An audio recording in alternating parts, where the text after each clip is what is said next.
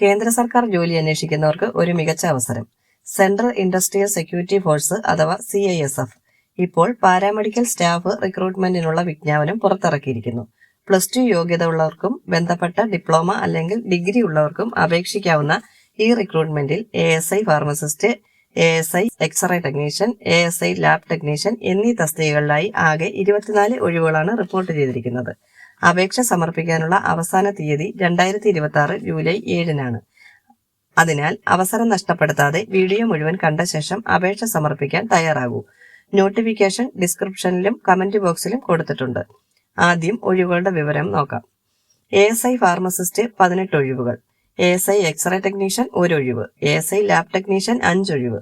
ശമ്പളത്തെക്കുറിച്ച് പറയുകയാണെങ്കിൽ തിരഞ്ഞെടുക്കപ്പെടുന്നവർക്ക് 7th CPC പേ level 5 പ്രകാരം മാസം 29,200 രൂപ മുതൽ 92,300 രൂപ വരെ അടിസ്ഥാന ശമ്പളമായി ലഭിക്കുന്നു. ഇതിനു പുറമെ കേന്ദ്ര സർക്കാർ ജീവനക്കാർക്ക് ലഭിക്കുന്ന വിവിധ അലവൻസുകളും ലഭിക്കും.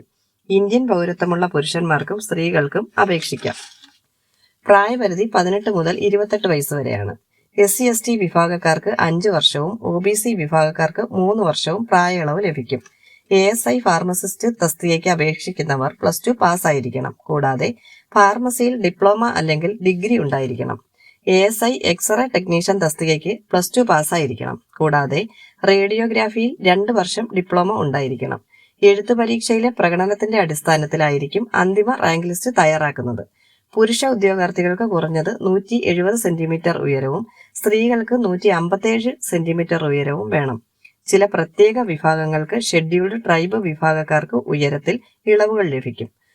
ഓൺലൈനായി മാത്രമാണ് അപേക്ഷ സമർപ്പിക്കേണ്ടത്. അവസാന തീയതി 2026 ജൂലൈ 7-നാണ്.